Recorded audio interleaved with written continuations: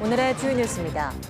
코로나19 신규 확진자는 3,429명으로 5개월여 만에 최저치를 기록했지만 해외 유입 환자의 비율은 높아졌습니다. 위중증 환자는 68명으로 16일째 두 자릿수를 이어갔고 추가 사망자는 3명이 나왔습니다.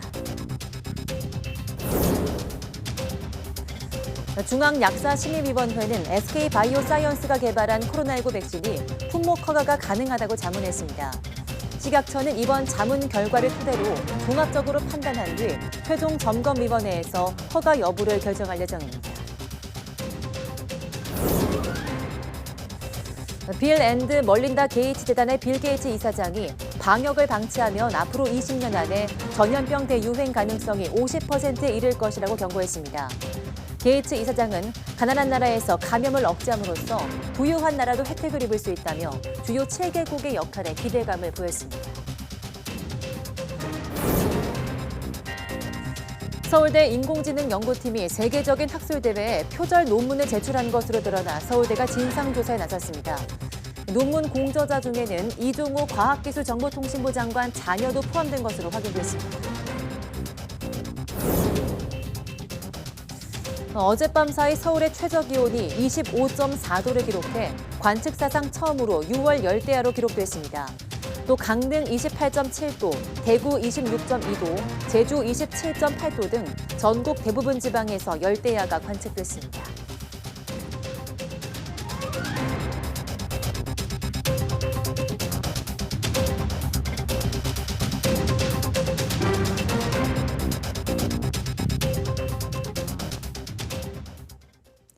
네, 여러분 안녕하십니까? 6월 27일 사이언스 투데이입니다. 코로나19 신규 환자가 18일째 10,000명 아래를 기록했습니다. 오늘 0시 기준 확진자는 3,429명으로 전날보다 2,800여 명 줄었고 5개월여 만에 최저치를 기록했습니다. 일주일 전보다도 109명 줄어 완만한 감소세를 이어갔습니다. 국내 발생은 3,315명, 해외 유입이 114명으로 해외 유입의 비중이 늘고 있습니다.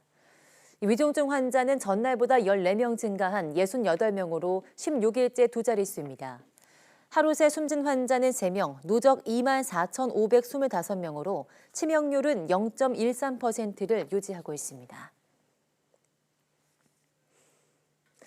SK바이오사이언스가 개발한 국산 첫 코로나19 백신이 중앙약사심의위원회로부터 품목 허가가 가능하다는 자문 결과를 받았습니다. 식품의약품안전처는 SK바이오사이언스의 코로나19 백신 스카이코비1 멀티주의 안전성과 효과성을 중앙약사심의위원회에서 자문한 결과 품목 허가할 수 있다는 결론이 나왔다고 밝혔습니다. 중앙약사심의위원회는 해당 품목이 국내 코로나19 예방의 필요성이 인정되고 임상시험에서 발생한 이상 사례를 토대로 안전성도 허용할 수 있는 수준이라고 판단했습니다. 식약처는 이번 자문 결과를 토대로 종합적으로 판단한 뒤 최종 점검위원회를 개최해 허가 여부를 최종 결정할 예정입니다. 식약처는 코로나19 백신이나 치료제 허가 심사는 안전성, 효과성 검증 자문단과 중앙약사심의위원회 최종 점검위원회의 3중의 자문 절차를 거치도록 하고 있습니다. 빌 게이츠, 빌 앤드 멀린다 게이츠 재단의 공동 이사장은 이대로 아무것도 하지 않으면 앞으로 20년 안에 전염병의 대유행이 올 위험은 50%에 이를 것이라고 경고했습니다. 게이츠 이사장은 일본 아사히 신문과의 인터뷰에서 이같이 밝혔습니다. 게이츠 이사장은 대유행은 어느 나라에서도 일어날 가능성이 있기에 발생 초기에 진화해야 한다고 덧붙였습니다.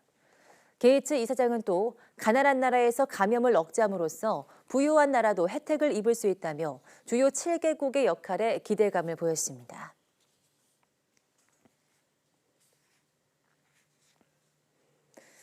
밤사이 서울에 첫 열대야가 나타나 관측 사상 처음으로 6월 열대야로 기록됐습니다.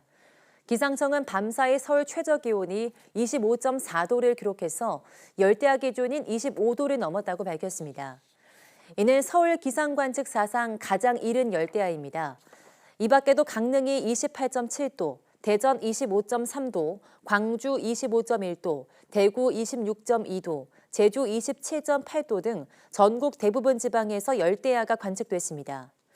기상청은 북태평양 고기압 세력이 일찍 확장하며 뜨겁고 습한 공기를 공급해 밤사이 기온이 25도를 웃돈 곳이 많았다고 밝혔습니다. 남해로 물러났던 장마 전선이 오늘부터 다시 북상합니다. 이번 주 내내 중부지방에 야행성 게릴라 폭우가 내릴 것으로 보입니다. 반면 남부지방에는 무더위와 열대야가 기승을 부린다고 합니다. 정혜윤 기자입니다. 지난주 중부지방의 기습폭우는 장맛비의 시작이었습니다. 시간당 30에서 50mm, 최고 170mm의 호우로 곳곳에서 피해가 잇따랐습니다. 이번 주에는 상황이 더 심각해집니다. 서쪽에서 다가온 저기압이 확장한 북태평양 고기압과 중부지방에서 만나게 됩니다. 온도차가 심한 두 공기 덩어리 사이에서 정체전선이 만들어져 이번 주 내내 영향을 주겠습니다. 27일부터 28일 사이는 고온다습한 공기가 집중적으로 유입되는 중부지방을 중심으로 매우 많은 양의 비가 예상이 되며 이 시기에 침수 피해에 대비하여 배수시설에 각별한 대비가 필요합니다. 우선 내일까지 수도권과 강원도에는 최고 150mm의 폭우가 예고됐습니다. 이어 주 후반까지는 비구름이 더 강하게 발달할 가능성이 큽니다. 특히 밤만 되면 비구름이 강해지는 야행성, 지역을 옮겨 다니는 게릴라성 호우가 쏟아지겠습니다. 반면 남부지방은 일찍 확장한 북태평양 고기압 영향권에서 푹푹 찌는 무더위에 시달리겠습니다. 높아진 습도로 열대야가 나타나며 온열 질환자가 발생할 것으로 우려됩니다. 무더위 속에 지역적으로 강한 소나기도 예보됐습니다. 예년과 다른 특이한 장마권에서 중부는 강력한 호우에 남부는 일찍 온 폭염에 시달려야 할 것으로 보입니다. YTN 정혜윤입니다. 무더위가 일찌감치 찾아오면서 올여름 들어 온열질 환자가 지난해보다 80% 증가한 것으로 집계됐습니다. 특히 온열질환은 심하면 사망에 이를 수 있어서 한낮엔 야외 활동을 자제하는 것이 좋겠습니다. 보도에 신현준 기자입니다. 올여름 때이른 더위에 온열 질환자가 급증하고 있습니다. 지난달 20일 이후 응급실 감시체계에 신고된 온열 질환자는 169명, 지난해 같은 기간에 94명과 비교하면 79.8% 증가한 수치입니다. 특히 첫 폭염 경보가 내려진 지난 20일 이후 환자가 집중됐습니다. 나이대별로는 65살 이상이 53명, 31.4%로 가장 많았고 50대가 16.6%, 야외 활동이 왕성한 20대도 14.8%로 적지 않았습니다. 온열 질환자 발생 시간은 오후 2시에서 4시가 23.1%로 가장 많았고 오후 4시에서 6시와 정오에서 오후 2시 사이가 각각 20.7%로 뒤를 이었습니다. 발생 장소는 실외 작업장이 27.2%, 논밭 21.3% 등으로 실외가 90%를 차지했습니다. 온열질환은 열사병과 열탈진이 대표적인데 열사병은 체온을 조절하는 신경계가 외부의 열 자극을 견디지 못해 기능을 상실한 상태로 체온이 40도 이상 오르고 치사율이 높아 온열질환 중 가장 위험합니다. 열탈진은 땀을 많이 흘려 수분과 염분이 적절히 공급되지 못해 발생하는데 의식은 있지만 무기력한 상태입니다.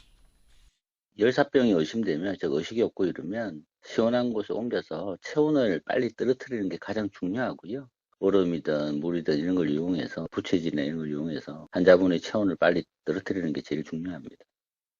온열 질환을 예방하려면 낮 시간대 외출을 자제하고 불가피한 경우엔 양산이나 모자로 햇볕을 차단하고 물을 자주 마시는 게 좋습니다.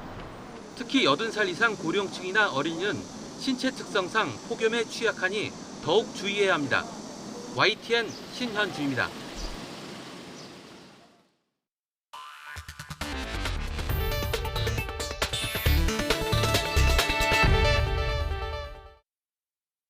지난 21일 누리호 발사에 성공하면서 본격적인 K 우주 시대가 열렸는데요. 올해부터는 우리나라 우주개발 역사상 최대 규모 사업인 한국형 위성 항법 시스템 KPS 구축 사업이 시작됐습니다. 기존 GPS 의존에서 벗어나 독자적 KPS 시스템이 갖춰지면 우리 삶에는 어떤 변화가 일어날지 양호영 기자가 알려드립니다. 내비게이션은 물론 스마트폰 이용에 필수적인 GPS. 미국 국방부가 개발한 위성 항법 시스템으로 1983년 대한항공 격추 사건 이후 지금처럼 민간에 개방됐습니다. 음식 배달이나 택시 호출, 금융거래 등 최신 기술 대부분이 위성 항법 시스템 기반으로 이루어지지만 현재 우리나라는 미국의 GPS 시스템에 전적으로 의존하고 있습니다. GPS는 31개 위성으로 지구 전역을 담당하다 보니 신호가 약해지거나 정확도가 떨어지는 등의 한계를 보이고 있습니다. 또 미국이 만약 갑자기 서비스를 중단하거나 사용료를 요구하면 손쓸 방법도 없는 상황입니다. 현재까지는 그냥 우리는 무조건 미국의 GPS 시스템, 다른 나라의 또 시스템에 무임승차한 게 되겠고요. 어떻게 될지 모릅니다. 가령 어느 날인가 우리가 GPS 서비스를 사용할 수 없다면 여러 가지 문제가 생기겠죠. 우리나라가 올해부터 한국형 위성 항법 시스템 KPS 독자 개발에 나섭니다. 한반도 중심의 초정밀 위치, 항법, 시각 정보를 제공하는 자체적인 GPS를 만드는 겁니다. 이에 정부는 오는 2035년까지 14년 동안 3조 7천여억 원을 투입해 8개의 인공위성을 한반도 주변 상공에 띄울 계획입니다. KPS는 평소에 GPS와 시스템을 호환하다 비상시 독자적인 위성 항법 시스템으로 활용할 수 있습니다. 또 기존 GPS의 미터급 오차를 센티미터급으로 줄여 자율주행차와 드론, 로봇 등을 더 안전하고 정확하게 운행할 수 있습니다. 우리나라의 관련 산업들이 발전할 겁니다. 왜냐하면 우리 GPS 시스템의 일부를 팔 수도 있고 수출할 수도 있고 첨단 산업을 GPS와 연관돼서 발전시키는데 한 스텝 올라가는 그러한 고지를 점령할 수 있다. 오는 2027년에는 KPS 위성 1호기가 발사될 예정입니다. 2035년 KPS 시스템이 완성되면 우리나라는 미국과 러시아, 중국 등에 이어 세계 7번째로 자체 항법 위성 체계를 확보한 나라가 됩니다. YTN 사이언스 양우영입니다. 서울대학교 인공지능연구팀이 세계적인 학술대회에 표절 논문을 제출한 것으로 드러난 가운데 학교 측이 진상조사에 나섰습니다. 논문 공저자 중에는 이종호 과학기술정보통신부 장관의 자녀도 포함된 것으로 확인됐습니다. 보도 신지원 기자입니다. 서울대학교 윤성로 전기정보공학부 연구팀이 국제 컴퓨터 비전 및 패턴 인식 학술대회 CVPR에 제출한 논문입니다. AI 기술로 영상 데이터를 빠르게 처리하는 방법을 다룬 논문으로 우수 발표 논문에 선정된 지 하루 만에 표절 논란이 불거졌습니다.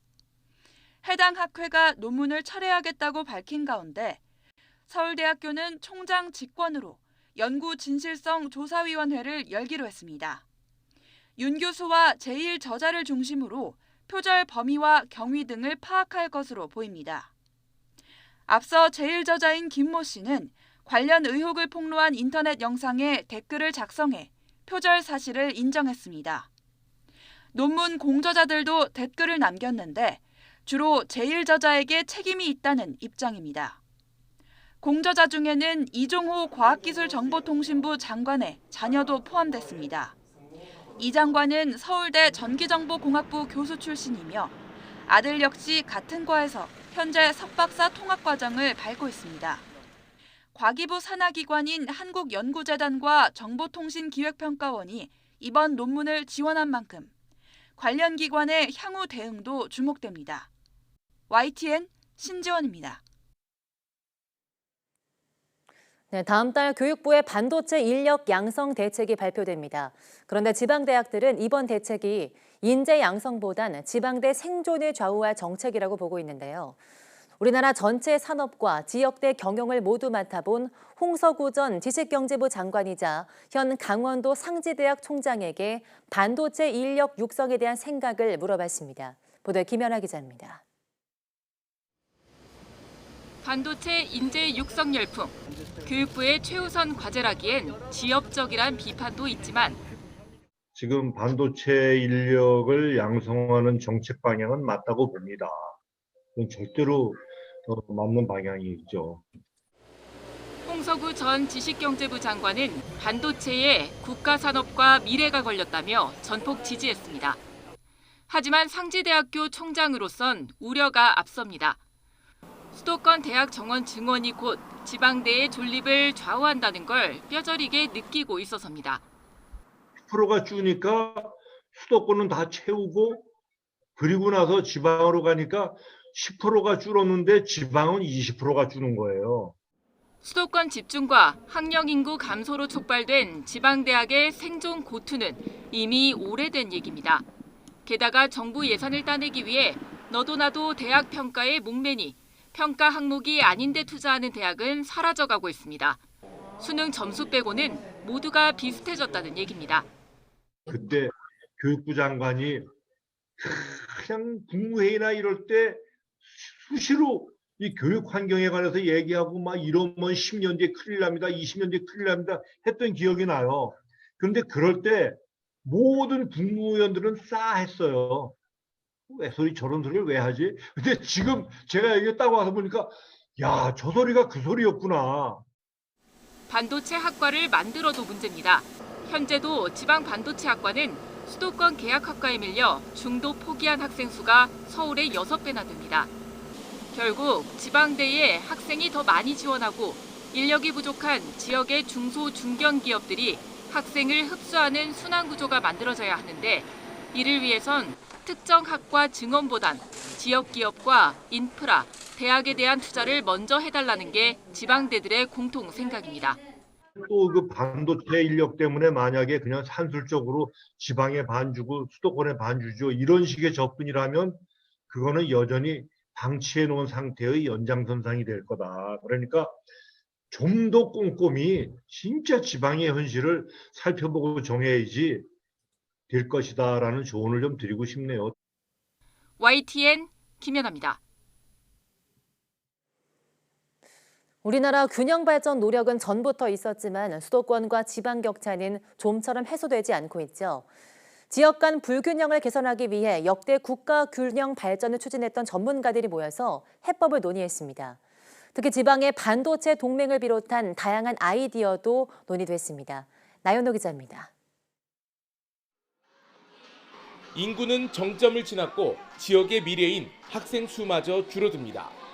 지역에서 대학을 졸업했어도 일자리가 없어 수도권으로 올라가야 하는 상황. 지방 여러 곳이 맞닥뜨린 현실입니다. 인구는 운명이다 이런 표현이 있습니다. 우리가 운명적으로 사라지는 인구와 사라지는 지역의 터대 위에 지금 서 있는데 지금 뭘 해야 되는가에 대해서 고민하지 않을 수가 없죠. 지방 소멸이 현실이 될 수 있다는 위기감 속에 역대 균형 발전 정책을 추진했던 전문가들이 한자리에 모였습니다. 특히 인재가 유출된다는 점이 심각합니다. 청년들이 지역에서 이제 그 창업도 해야 되고 지역의 취업이 이렇게 돼야만이 대학도 살고 또 기업도 살고 이렇게 지역사회 경제가 이렇게 사는 것인데 이런 것들이 다 같이 위기로 이렇게 오고 있는 것이죠. 중앙정부에만 맡기지 말고 시민사회와 주민이 직접 나서는 노력이 필요하다는 점이 강조됐습니다. 아울러 지방 반도체 동맹을 비롯한 정치 경제적인 동맹이 필요하다는 의견이 나왔습니다. 여야의 대표하는 영남과 호남이 뭉쳐서 정치적 힘을 키워야 된다. 그 정치적 힘은 반도체에 대한 산업과 반도체에 대한 인재를 키우는 문제로 동맹을 만들어서 정치적 힘을 키우자 이런 취지입니다. 광주와 대구시장 당선자가 공감하고 있는 영호남 반도체 동맹이 수도권과 지역의 격차를 줄이는 대안이 될지 주목됩니다. YTN 나연호입니다. 네, 인공지능이나 스마트라는 말은 미래의 혁신 등의 이미지를 떠올리게 하는데요. 산업 현장에서도 스마트 공장 구축으로 제조 혁신을 시도하는 기업들이 늘고 있습니다. 이미 스마트 공장 시스템을 구축한 대기업은 물론이고 이제는 중소, 중견 기업으로 그 저변이 확대되고 있는데요. 대한민국 산업 경쟁력을 높이는 데 기대가 큽니다. 박종혁 기자가 그 현장을 소개해드립니다. 자동차나 로봇, 항공 등 다양한 분야에 사용하는 초정밀 모터나 초정밀 제어기를 주로 생산하는 업체입니다. 공장에 들어가 보니 작업자는 거의 없고 대부분 공정이 자동화되어 있습니다. 특히 주목할 부분은 불량 제품을 검수하는 작업자는 없고 모두 자동화가 되어 있다는 점. 제품 100만 개를 생산하면 1개 정도의 불량품이 나오니 실제 불량률은 제로입니다. 불량률이 낮다 보니 해외 발주가 늘어 지난 2021년 매출 460억 원에서 지난해 30% 늘어 590억 원으로 늘었습니다. 올해에는 800억 원 정도로 껑충 뛸 것으로 전망합니다. 이런 성과의 핵심은 스마트 공장 도입입니다. 지난 2016년부터 스마트 공장 구축에 들어가 지금은 인공지능 기반 제조 시스템 구축을 눈앞에 두고 있습니다. 스마트 공장이 됨으로 인해 가지고 거기에 대한 불량률이 줄고 또 데이터가 집저가 됨으로 인해서 거기에 대한 효율성이 상당히 높아진 거죠. 휴대전화나 각종 전자제품에 들어가는 테이프를 생산하는 업체입니다.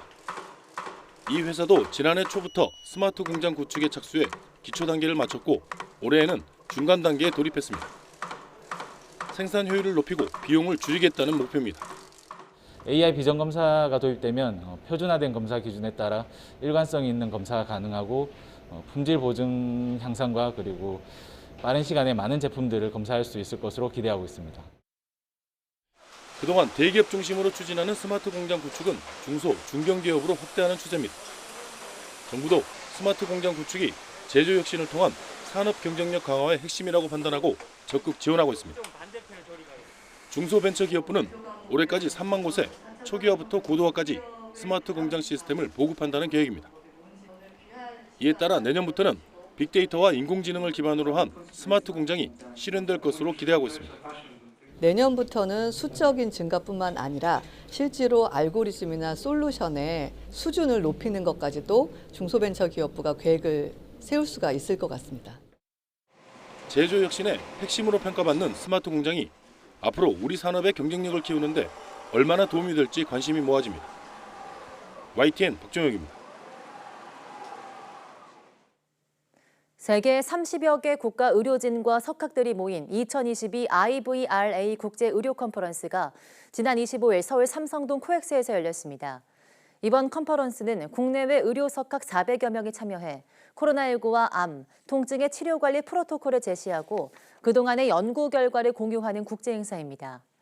올해 행사에서는 충남 서산의료원과 서울 성모병원이 코로나19 환자 25명을 대상으로 한 임상치료 결과 고주파 온열 치료가 바이러스 극복에 효과가 있었다는 내용의 연구 성과 등이 발표됐습니다. 이번 행사는 이강현 국제바이러스연구연합위원장과 서산명지병원 유승무 원장이 주최하고 아디포랩스가 주관했습니다. 역대급의 물가와 기름값의 고공행진이 계속되는 가운데 가스와 전기요금이 다음 달 동시 인상될 것으로 보입니다. 정부는 지난 21일 발표하려다가 전격 연기한 올해 3분기 전기요금의 연료비 조정 단가 등의 내용을 오늘 오후 발표한다고 밝혔습니다. 앞서 추경호 부총리 겸 기획재정부 장관은 한 방송사에 출연해서 전기요금 인상을 해야 한다며 차일피일 미룰 수 없기 때문에 조만간 적정 수준의 전기요금 인상안을 발표할 예정이라고 밝혀 요금 인상을 기정사실화했습니다. 다음 달 전기요금이 인상되면 가스요금과 동시에 오르게 됩니다. 가스요금은 연료비 연동제에 따라서 지난 4월과 5월 연이어 인상된 데 이어 7월과 10월에 추가 인상이 확정된 상태입니다. 다음 달부터 영업용과 가정에서 쓰는 민수용 가스요금의 원료비 정상 단가는 메가줄당 0.67원 인상됩니다.